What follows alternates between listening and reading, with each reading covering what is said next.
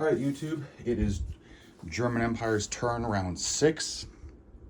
However, saying I'm making this video since I've been posting my turns, at least for this game, publicly.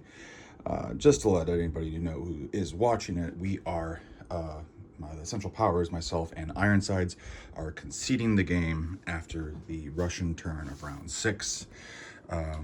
Krautslaughter went into Poland there and destroyed everything except one unit.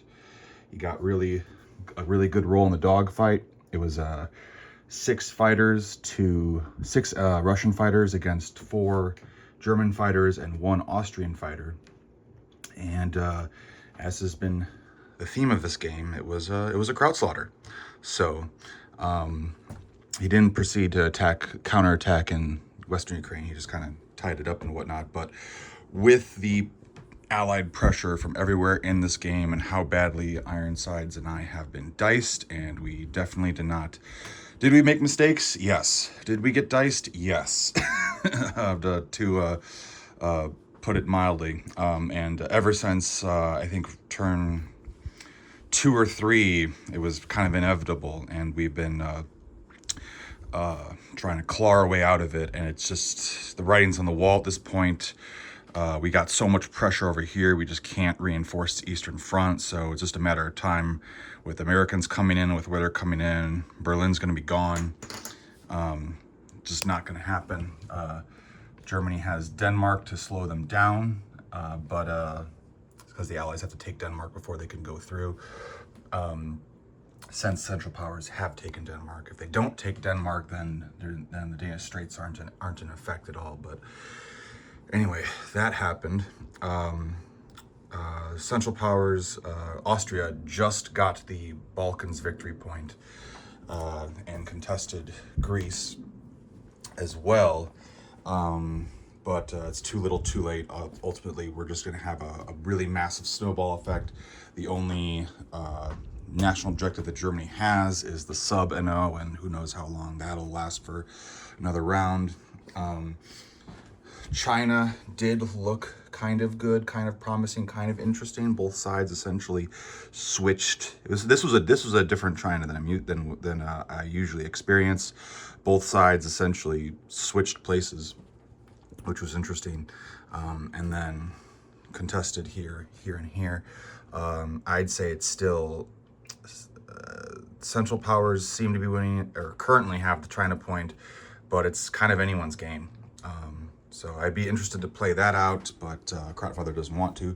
And collectively, Ironsides and I did a good job with, I think did a pretty good job with the Ottoman Empire being, I mean, it's kind of a fortress. I don't know if the Brits will be able to effectively push into it too much, but who knows. I was very curious as to how this would pan out, honestly.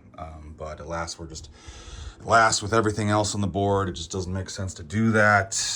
Italy's probably going to push in an attack at this point, since the Germans have had to pull out most of their units. Yeah, but I mean, the Allies have Africa. They got it pretty quickly, so that eliminated that front there. And we got the Allies coming on the way. Now, the one kind of cool thing that did happen was that when the U.S. declared war, Man basically just ignored the Zimmerman telegram, other than moving a few units back here. But Germany was successful with the Zimmerman telegram, so they got these guys as a distraction for now, but it's too little too late because this is more important. So on Germany's turn, I'd walk in and take Central America and kind of congregate in southern Mexico, but that's just basically about it with what they can do. It's just not great, not going to be as much of a distraction as we need. And we think that by the end of it, Central Powers would probably have 2, maybe 3 victory points on a good day, and Allies are going to look at like 9 or something like that, 9, 10, 11, something along those lines. So that's a bummer. We were debating as to whether or not Vienna would fall, but I think Berlin most certainly would fall. They got favorable trade. They got the Western Front point. They'll at least get Minor Cities 3 possibly Minor Cities 5 if they're able to crack the Ottomans. And definitely would get Berlin, Western Front point, favorable trade. They have that in the bag. They also have the Empire point for sure. This is not updated, but what else? They would have Africa as well, and the Revolution point most importantly. This game was good practice. I'll say that. It was good practice, good science, good practice. But yeah, Ironsides and I got diced. There was not a lot of tech in the beginning of the game, and when there was tech, it was the Allies getting trench works most of the time. And Central Powers just didn't get the tech that we needed, most of the tech when we needed it, basically. Or, more often than not. So anyway, so we've decided to concede the game and save some time. We're conceding the game. I am going to be going on a trip out of town in a week, give or take. Yeah, in a week. I'm going to be going out of town. Going to go visit some friends in LA.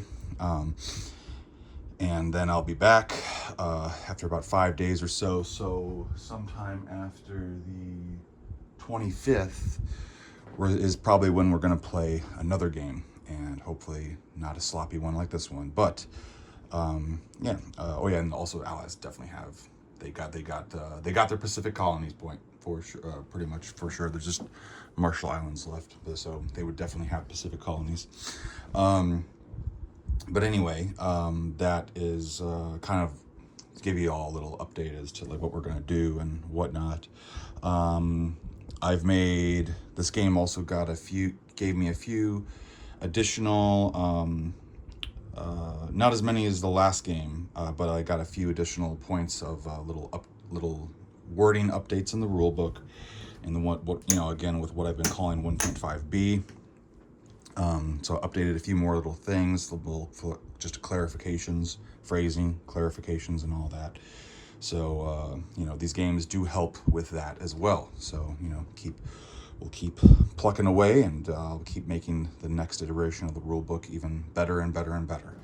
And as well as I've also been working on expansion rules, coming up with more things, more ideas, for the upcoming eventual expansion rule book, which again, if you're not aware of what it is, we're basically going to have the main game, 1.5, 1.5b, and then, or the rule book will be 1.5b, but it's essentially the same game, right? And then eventually there will be an expansion rule book with additional rules that if you want to incorporate, you can, and stuff like that. And there'll be all sorts of fun things in that. But the main core game will stay the same. Just will be a lot of fun, flavorful things to play with, or just additional things, and so on and so forth. More flavor if you want more rules, if you want more things on your board, if you want more stuff, that is what that will have. But the main core game will stay as is for this.